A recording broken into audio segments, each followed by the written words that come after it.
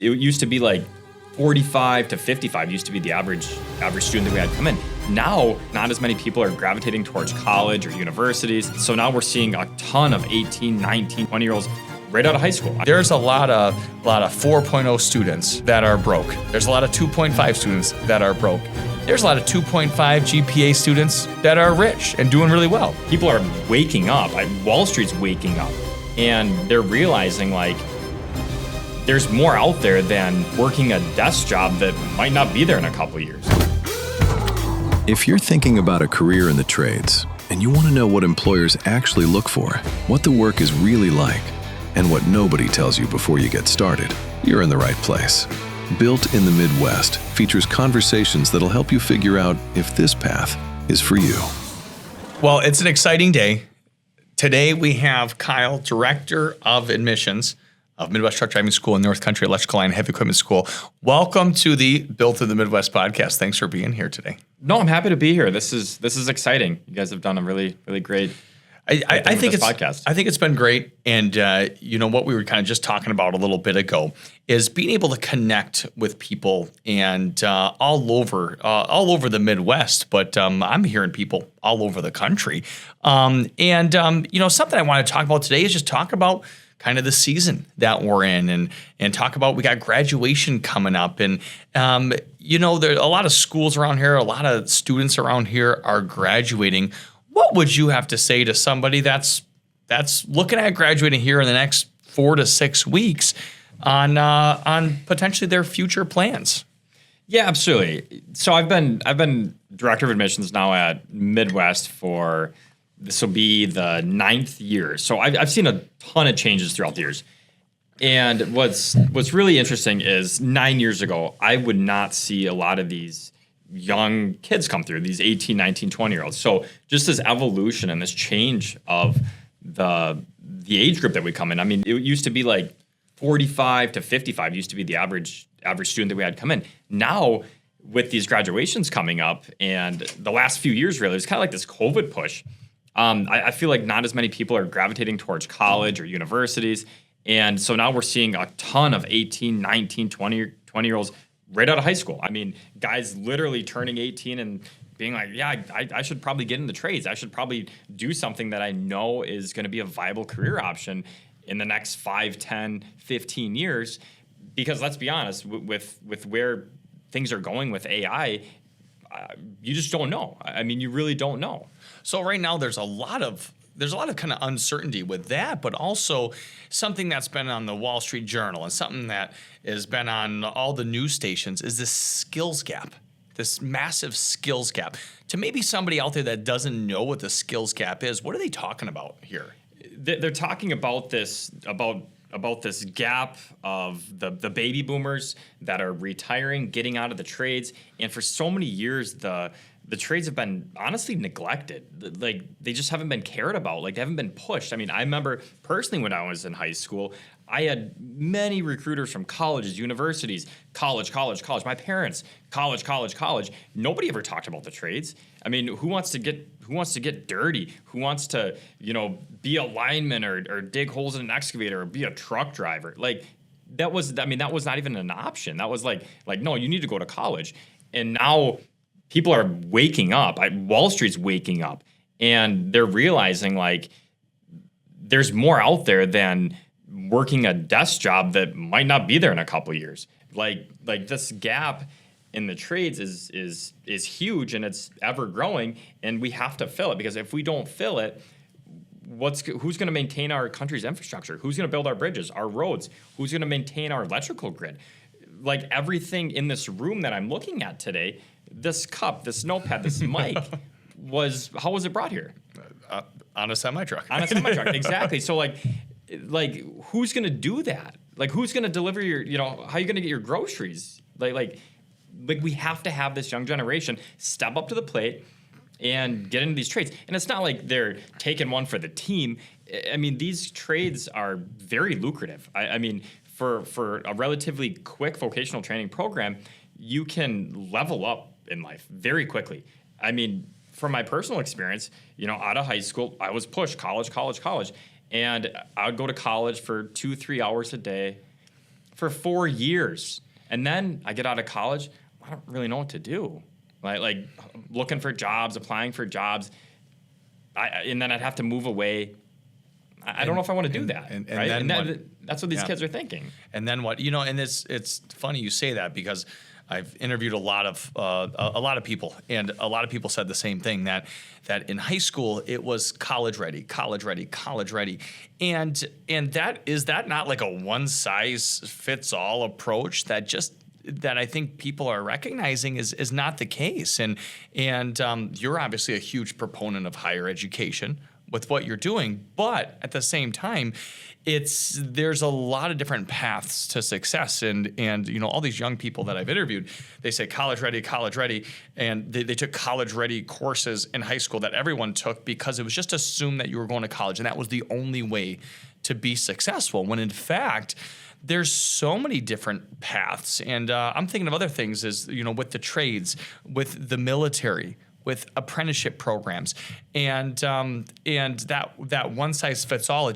just doesn't work anymore. No, it doesn't work, and the proof's in the pudding. I mean, I just look at from an admission standpoint, how many individuals that we have come through our programs that literally have associate's degrees, that have bachelor's degrees, and can't find work. Like, they're like, what are we doing? Like I have 6 figures in loans that you can't just write off. You will die with them. What are you doing? Well, interesting statistic on that point. 33% of college graduates do not have a job 18 months after graduation. Right? So that's a shocking statistic. It is shocking. That's crazy. It is crazy. But I think people are recognizing but the loan that payments don't stop. No. They keep coming. No. So getting individuals career ready, right? Career ready, not college ready, but just career ready, and whatever that career may be. And that's what this podcast is all about, is understanding that, there's all these different careers. And right now the skills gap is primarily in the trades and across all the trades. We've talked about welding. We just had a guy on recently talking about diesel technician. We've had professional drivers on. We've had linemen on, but also things like HVAC and things like carpentry.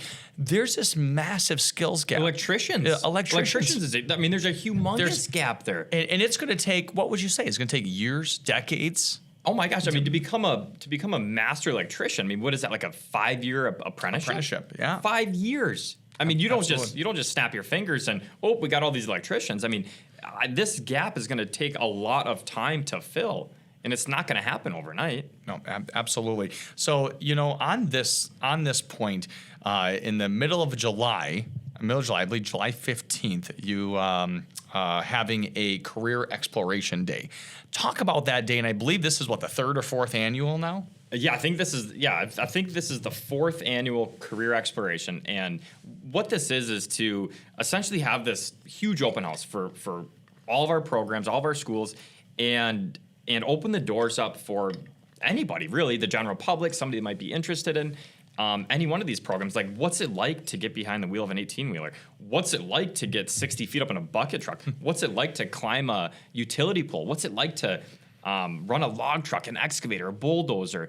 And open these doors up and maybe give these individuals and these possible students and parents and even young kids what else is out there. I mean, I had this individual from northern Wisconsin. He had no idea that the lineman trade was like even a thing, just because he lives in this small community and he doesn't have much proximity around this trade. He was never even exposed to it. No, but we reached out to a couple of these different school districts, really all over the Midwest, and they're like, oh my gosh, like, I didn't even know this was a viable career option. This is so cool.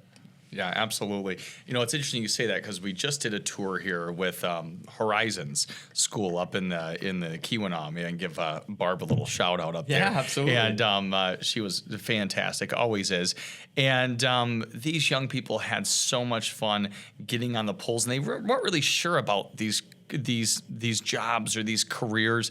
And so to see them put on the lineman gear and get on a pole. And a few of them, like, this was never even a viable career option for them. They didn't even know that this was something that they could do, let alone how to do it, right? And so we do tours from high schools from all over the place. I want to give a shout out to Linus as well. Yes, I heard Linus is coming in. I know he's been really excited. Well, not only is he coming in, so he came up with this idea of a reverse job fair. Sure. So we actually took not one, but 2 trucks and trailers to Newberry High School last week and put on a little presentation, but it was more one-on-one, very conversational, on telling the students that, hey, these are some students that are in the class. This is what they're doing. And we're here just to talk about the programs, but we actually went to them, and he kind of came up with this idea, and it was so receptive. They loved it. Everyone was taking pictures out the windows. So they can literally get in the driver's seat and see what it's like in the day of our life. Yeah. And these trades aren't for everybody, which is fine, but it's about maybe exposing these to the right people that say, actually, you know what? That does sound like something I'd be interested in, and would be something that I want to look at a little bit further. And speaking of, Linus will be here next week. He's bringing a massive class, a busload of students to the school. And so I said, I go there, Linus, you come here now. All right. So he's going to come here. Well, it's kind of hard for them to get into bucket trucks and climb poles and run heavy equipment. You know, we can't do all of it on site. Exactly. Yeah, but if they come here, absolutely. Well, and that's the first thing that I like to do. Someone's interested in the lineman program, let's hop on the bucket truck, right? I mean, everyone's a little afraid of heights, but some people are definitely afraid of heights, right? Yes, I personally, like, I am not. I could never be a lineman. No, that's okay though. But that's why we do these career exploration days and these tours, because it's like, this isn't for everybody. No, and that's okay. Yeah, there's a lot of options out there. Exactly. But you got to do something though. Yeah, absolutely. But it's about exploring these different careers where it's not just, and I feel like a lot of teachers that I work with, and they're not just about college ready now. Now, college is great for certain people. It's not great for other people. There's not a one size fits all here. And so they're understanding there's a lot of different paths to success. And, something I heard here recently was there's a lot of 4.0 students, right, that are broke. There's a lot of 2.5 students that are broke. There's a lot of 2.5 GPA students that are rich and doing really well. And there's a lot of 4.0 students that are rich. So your GPA doesn't make a difference as far as your success define goes. Who you are. No, it really doesn't. And so something that I have recognized for years is a lot of people that I've trained, they're kinesthetic learners, right? And when you're a kinesthetic learner, that means you like to touch it, you like to feel it, you like to get down and dirty, and that's how you learn best. And I've seen a lot of young people that struggle with the bookwork and the tests and everything, but all of a sudden, when we start operating heavy equipment, or we start driving, or learning how to shift a non-synchronized manual transmission, or actually doing the pre-trip, or we're pointing at the different components, that's when they excel, right? And so part of this is not just exposing. You guys kind of do that. You bridge the gap. You'll do a theory section, and then you actually go out and apply it and do it. And all of a sudden now the two kind of mesh together, and it clicks that much easier. Absolutely, because some people are really good at the bookwork. And some people are not so good at the hands-on. I was never good at the bookwork, but I was good at the hands-on. But the hands-on, exactly. Yeah, so, and everyone learns a little different. And that's where these programs are kind of designed for both, where, yeah, we got plenty of bookwork, but we have a lot of hands-on stuff to reiterate all that material and really drive it home. And so for all the kinesthetic learners out there, that's when they excel. And people that maybe struggle in the classroom, they're helping out people that were good in the classroom that are struggling out in the yard. And so it's one of those things with the trades where exposing and exploring these different careers for young people.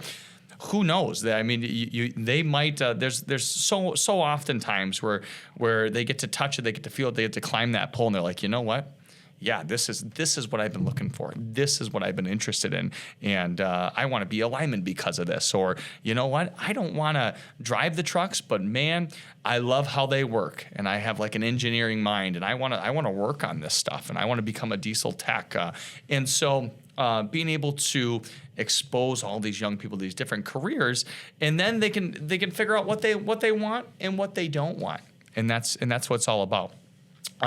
So moving on to a new thing that is coming out, and you're kind of ramrodding this, is the accelerated CDL program. right? Yeah, And- absolutely. We're actually really excited about this. Yeah, so talk to me about this. So, like I said, I've personally been at the schools now for 9 years, but the school's been around much longer than that. I mean, it's pushing, I think, over 28 years now. And throughout that time frame, a lot of things have changed. I mean, the industry's changed. The way people look at the industry's changed. The equipment's changed. The technology's changed. And I know when the school first started, there was one program, and that was the 4-week Class A CDL program. And then you start getting all these calls from customers. They want this and they want that, and you need to listen to essentially what your clients, what your customers want. And that's when the school came out with the Class B program. And then there was customers that wanted the passenger school bus program.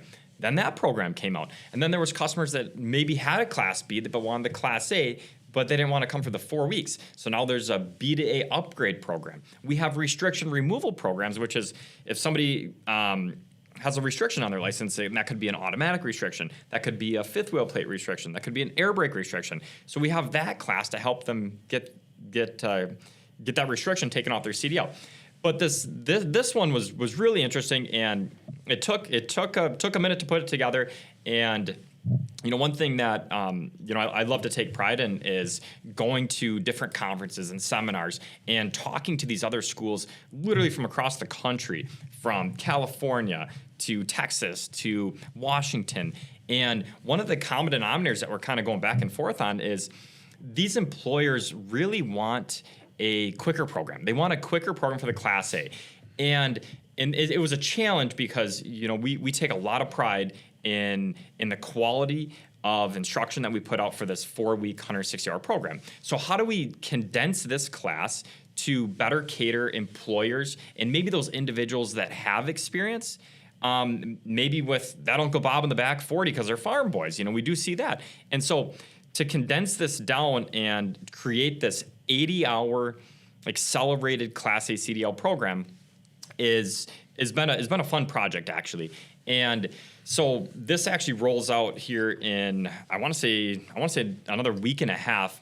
And what it's really meant for is that employer that has Jimmy lined up, ready to go. They vetted him. He's going to be a great candidate. He just needs to get that CDL. So we get him into this 80-hour accelerated program. And from there, we get through all the entry-level driver training, all the nuts and bolts of the program. We build this phenomenal foundation for him in this accelerated program. And then he goes off to this employer, and then that employer then builds upon that foundation, right? So it's different than our 4-week class where John off the street, I want to get my CDL. Well, what do you want to do, John? Well, I'm not really sure yet. Okay, this 4-week option is for you. Here's why. We're going to go through in detail what this program's all about, what a Class A CDL is all about, and we're going to help you get all your endorsements, your tanker, your doubles and triples, your hazmat, really open up all your doors. That way, when you do find that company you want to work for, whether it's a logging company, whether it's a flatbed, a tanker, hauling doubles for FedEx, whatever it is, you have the skills and competencies to be successful. Right? So that month-long program is very comprehensive. Absolutely. All right? It's focused on quality, and it people that want to do get into hauling propane or hauling gasoline or diesel fuel. It's by far our highest value course. Yeah, for sure. And they can get their hazard materials endorsement. They actually get the opportunity to haul doubles too, right? I mean, they actually get to hook up doubles, actually haul doubles, get their doubles, triples endorsement, get their tanker endorsement, learn about surge and slosh, and understand how to pull 28-foot trailers, 48-foot trailers, 53-foot trailers, sliding tandems, bridge law, roundabout training, cat scale training. The list goes on and on and on. So it'll blow your mind. It's thorough. It's beyond thorough. I mean, I have never had a student that said, that wasn't that. I thought I would have learned more. I mean, honestly, it's never happened. 10 times out of 10, that course blew me away. Like, holy cow! I had no idea you could actually learn that much. I had no idea there was that much that was actually entailed in this industry. Well, there was a student recently, and he made a comment about that, where he had no idea he was going to learn how to load and unload heavy equipment, how to chain it down, talk about chains, chain binders, grades of chains, attachment points on a bulldozer, right? And how to chain it down properly. He's like, and that's what he wants to do. He wants to be able to haul low boy and haul heavy equipment. And he's like, man, like this was such a foundation to be able to get out there, and as well as the rules and regulations, because there's a whole rule book on load securement and loading and unloading heavy equipment, how to do it safely, how to chain it down properly. And so that month-long course is been the staple course at the school for 30 years. Oh, absolutely. Dang near, yeah. you know? And it still will be the staple course, right? But we still, at the end of the day, we still have to listen to our customers, and especially our employers, right? These employers, time is money to them, right? So that's where, how can we condense this program without losing value? And so what we do is, I mean, this course is really, really designed for, more of a one-on-one type of scenario, which is good, but it's also one of those things too. It's like we had to restructure a little bit, because it's like we can't have every student one-on-one. I mean, our typical structure right now is 3 to 4 students for one instructor for the duration of the program. But this is different because now we need more instructors, more equipment, more one-on-one time, which is okay, but we're doing it to cater to the employers that hired that gentleman that don't want to wait the 4 weeks to get him in. Instead, we can get him in every 2 weeks. Yeah, and talking to some employers myself, and they got a guy and boom, they got stuff that needs to happen right here, right now. This guy's got his commercial learner permit. He's got his drug screen. So they already have employment. That employer sent them through. This is what, and so part of it is kind of what that employer wants them to get too, where that employer chooses, all right, yeah, I need him to have this, and this, but I don't need him to have all these endorsements, and I don't need him to have a roundabout training and sliding tamp. Nope, this is what I need. In some cases, they don't want us to overtrain their guys, right? Because if we overtrain a guy and get them their hazmat and get them their tanker, well, that also did what for that? Opens more doors. It opened more doors. And so these employers don't always want all these doors open for these guys, which is fine. Right, because they're paying for the program to train these guys. They're the ones paying for it. They can choose what they want. Exactly. So they have spoken, we have listened, and we're super excited to roll this out. Excellent. So people that want to get into this accelerated 2-week program, now they like the theory and the drug testing and all that. When does that get done? So they get that done ahead of time. They get the commercial learner permit done. They get their theory done, their DOT physical, all done ahead of time. When these guys get here, we're not in a classroom. We are literally boots on the ground. We're in the trucks, day 1, hour 1. We're going. I mean, and a lot of times we're shifting gears the first day as well. We're not messing around. This course is. It's not for the guy that wants to kind of meander around and, take it easy. No, this is for the go-getters. This is for those guys that are highly motivated. This is for the individuals that want to get in, want to get out, that have secured employment, that need to get the CDL. Maybe kind of a baseline of trucking knowledge or maybe trucking experience would be helpful too. You were talking about that guy that's on a farm that, hey, he's shifted the farm. Well, he's got his F endorsement. He's been driving with Uncle Bob. I mean, exactly. He knows about this trade. He knows about this. He knows what a clutch is. I mean, if you don't know what a clutch is, this class isn't for you. Absolutely. You know what I mean? If you don't know what it's good to be able to articulate that on, okay, who's a good fit for this and who might not be a good for this. Because you want to set. Not everybody will be a good fit for this. Not by any means. I mean, we have students sometimes that want to go through our B-Day upgrade class. And in some cases that's 1 week, in some cases that's 2, 3, 4 weeks. Well, what's the difference? Well, sometimes a student will come in that has a class B. Well, that could be an automatic class B, maybe driving a passenger school bus. Do they have any experience with a clutch, shifting gears? Well, we can't take them and put them into one of our big rig 18-wheelers with a 10-speed, 18-speed, non-synchronized transmission. They're going to fall on their face, and that 1 week is not going to be enough for them. So in that case, we'd put them in, to a longer program, because at the end of the day, this school's success is our students' success, right? If they're not getting this, if they're not winning, we're not winning, and that's our motto. Yeah, no, I love that. But being able to listen to a lot of the other trucking companies that you work with, and these other businesses that say, hey, you know what? I need this guy in and out. We have a finishing program to finish him. We just need that CDL to make it happen. But it really shows. You have your ear to the industry, listening to them on what's needed and what's required here. Kind of moving on to some of the big things going on. What other advice would you give to some young people out there? Because that's what this podcast is all about: talking to young people on what they should or shouldn't be doing, or different things. And the one thing I want to talk about with that tour that we just did is there was a lot of people that didn't have a job. Right? They were in high school, never had a job before. What would you say to those young people that are still in high school? I would say you need to do something, right? Yeah. I mean, regardless of what you do after high school, you gotta do something. Yeah. You can't sit in your parents' couch in the basement the rest of your life. You can. At some point, they're gonna stick a boot up your ass and say, "Get out." Yeah. And we get those. I get that call from mom, and 35-year-old Jimmy's on the couch in the basement. Yeah. It's time to go. Time to leave the nest. Go, yeah. We're retired. I'm done subsidizing you. Like, time to move on with your life. But no, if you're fresh out of high school, do something. Whether that's get into a trade program, some type of form of higher education, and college might be your career path too. That's great. Just know what you're getting into. Do your research.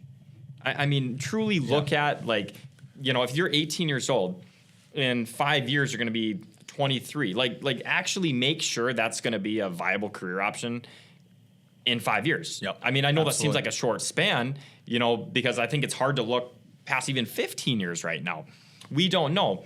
But what we do know is it's going to be very, very challenging to replicate AI driving a semi-truck. At the end of the day, airplanes have been flying themselves, for, I think, since the 80s, right, on autopilot. Yeah, but yet they still have 95% autonomous. But they still have how many pilots? 2 commercial pilots. Two commercial pilots. Every yes. plane. So this industry is not going anywhere anytime soon. Especially the heavy equipment side, the lineman side. It's not going anywhere. Welders, pipe fitters, HVAC, electricians. Not going anywhere. You're not going to get AI to do those jobs. And it's one thing, you see a lot of young people. And one thing I told the last school tour, I said, guys and gals, you're in high school, you should have a job. There's different skill sets and different soft skills that you develop by having a job that you're not going to get anywhere else, literally nowhere else. You're not going to get a work ethic from pretty much anything than having a job, right? The one student said, well, what about sports? That's hard work. I said, do you get paid to go to sports, right? I play sports, right? I like to play golf and stuff, right? No, it's fun. You enjoy it, right? A job forces you to wake up, forces you to go there, forces you to punch a clock, forces you to work with people maybe that you don't want to work with. And the other thing is it sets yourself up for success. I talk to a lot of employers, and a big thing that they talk about is they get these people and that apply to go with them, but they've never had a job before.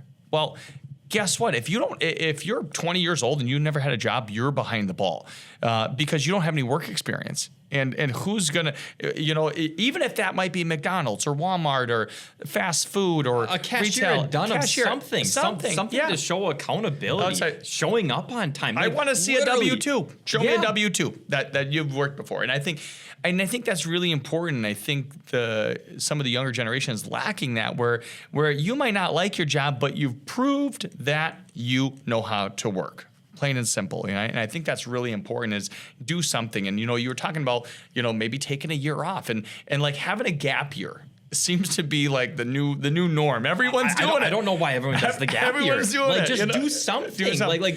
But say the thing is, and I think there's good things and bad things to the gap year. You know what I mean? If you want to have a gap year to have a long summer vacation and sit on the beach and relax and take time for yourself and not do anything, probably a bad thing, because is it Newton's law? You know what? An object in motion tends to stay in motion. All right, an object at rest. If you rest too long, you might never be able to get moving again. You might not get going again. Right? Yeah. And so I do have a question about this gap year. Okay.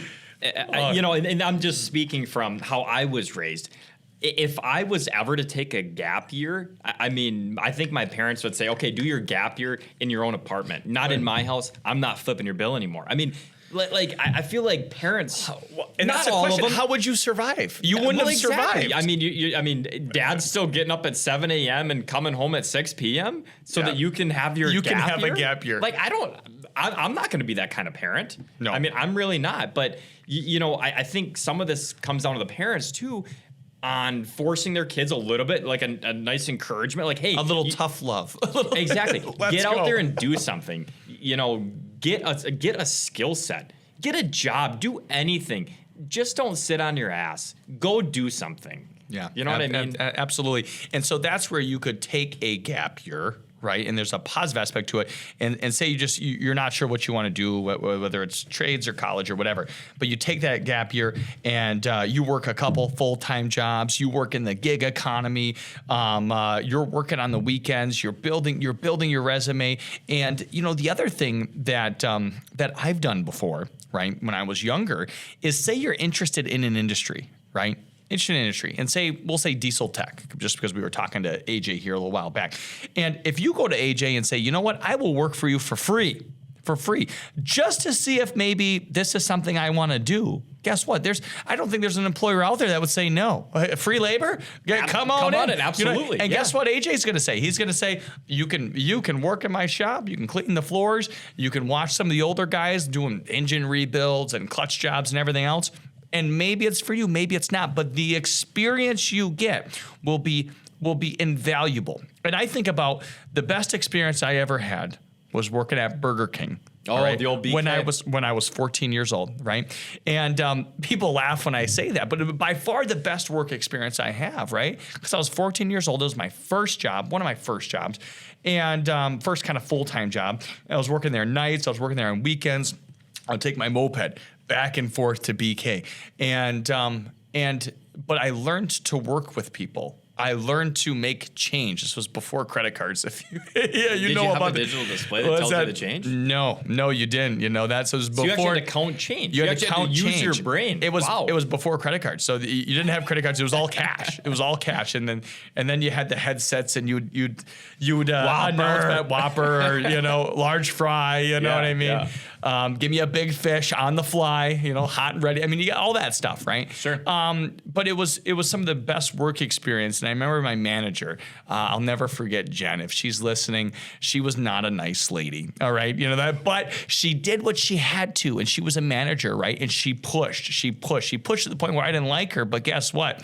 I like her now because I see what she was doing. She was trying to be efficient, trying to be effective, and you know what?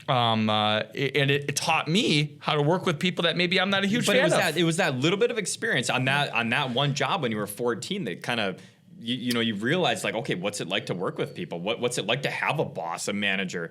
Because if you're 20 years old and your boss talks to you in such a way that you don't like, we're just going to quit? Well, you can't. Well, you shouldn't. You know what I shouldn't? mean? Yeah. Well, and You that's shouldn't, but what I've it taught me seen too. kids do. Is after a year at Burger King, I'm like, man, yeah, I would like something different. And then I go So to you learned what you apply didn't wanna around. do. Yeah. And You so learned what and you then didn't wanna and do. then I applied around and I knew, like, some advice I got a long time ago is don't quit your job until you got something else lined up. It's a lot easier to get a job when you have a job than to get a job when you're unemployed, right? So have that next job lined up before you quit your job. That way, because if we're in like a recession where there's no jobs available, then you might want to hold on to your job, right? But it's one of those things with these young people. It's like, if you're a junior or senior in high school and you never had a job, that blows me away, because I think I was on my 5th job by my junior year or senior year, to a point where I was serving and bartending and hosting and busing in high school. And so at restaurants, right, which my Burger King experience really helped out with that and helped out with the communication side. So it's one thing where I like to really talk real to these young people, because I want them to be successful. I want them to be successful because I have 4 kids. You have numerous kids. Yeah, I have 4 kids. Exactly. Yeah. So, and you want your kids to be successful, and you want to push them and motivate them, because based on what I've seen, kids are like water. They're going to take the path of least resistance. And so someone's got to be there to push them and motivate them. And I think as an instructor, as a teacher, as a parent, as a coach, right? That's your job. That's your job, is to be that leader and to push and motivate. As a parent, that's one of your most important jobs, right? To push your kids to do hard things, right? And if that hard thing is going to Burger King, well, guess what? Life's going to get a lot harder than that. You know, the older you get, the more responsibilities you have. Absolutely. And you know, to gain that experience at a young age was probably great for you. I mean, I remember the same thing. I was a junior in high school, and my dad made me pay for my phone bill, my car insurance, my gas, all of it, right? And the only thing I didn't have to pay for was food and honestly rent to live in the house, which was great. But at the time, it was like, holy cow, these are a lot of bills. I'm a junior in high school. And so I literally roughed houses all summer long. I mean, I'm talking getting on top of a house at 6 a.m., not getting off until 9 p.m. I mean, I give a lot of respect to those guys, but it taught me that summer, like, this probably isn't something I want to do. But it was some great experience. But it was phenomenal. And you had experience. great work ethic. Absolutely. and my boss actually at the time, like, and I worked really, really hard. And if we got the job done in X amount of time, he'd throw me a little dog bone. And hey, $20 back then was, I mean, it was a tank of gas. $20 is $20. Well, $20 is $20, right? Things have changed now.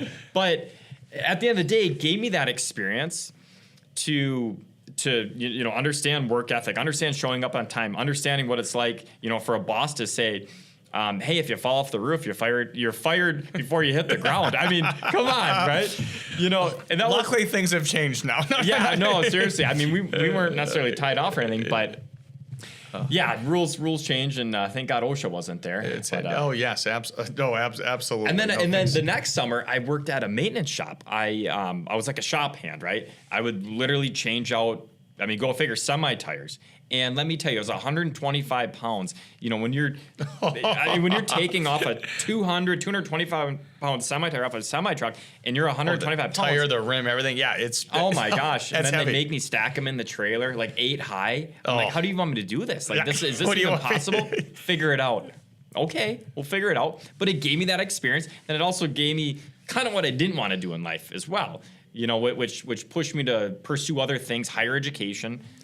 Absolutely. So that's where part of it, where you get that work experience and you develop that work ethic, but also you find out what you want and you find out what you don't want. So there's so many positive attributes to it that it's one of those things, and that's why I'm a pusher for it, you know, because I know what it's done for me, and I see other people on what it's done for, and the other thing with it, it builds your communication skills, because you have to interview, and you're always dealing with customers, and life is working with customers, right? And it's a huge part of it, especially when you're applying for a job, you're selling yourself. Right? Absolutely. You're selling yourself, and those communication skills are honestly second to none. And when you're a young guy, you know, you're nervous, you're anxious, and you don't know what to expect. But then after you get through that, remember, I mean, even if it's that basic interview with BK, right? You were probably uncomfortable. But once you got through it, you're like, holy cow, I can do hard things. And at the time, that probably was hard, right? But as soon as we go out of our comfort zone in life and do something challenging, that's when we grow as people, right? Absolutely. And you know what? That's a great way to kind of wrap this up, is understanding that no growth happens in your comfort zone. And if you want to grow or progress as a person, mentally, physically, spiritually, intellectually, right, across the board, if you want to grow, you got to step out of your comfort zone, right? Because it's in the uncomfortable situations, that's when we grow as people and as individuals. And I think that's our advice to young people: get out of your comfort zone, all right, Absolutely. and make it happen. Get out of your comfort zone. Fail faster. Then you know what you don't want to do, right? Awesome. I love it. Well, thank you, Kyle, for joining me today. So much good stuff. We're going to have you back on here sooner than later, because I feel like we just scratched the surface of this iceberg. And there's a lot more to talk about. All right. I appreciate you having me. Thank you.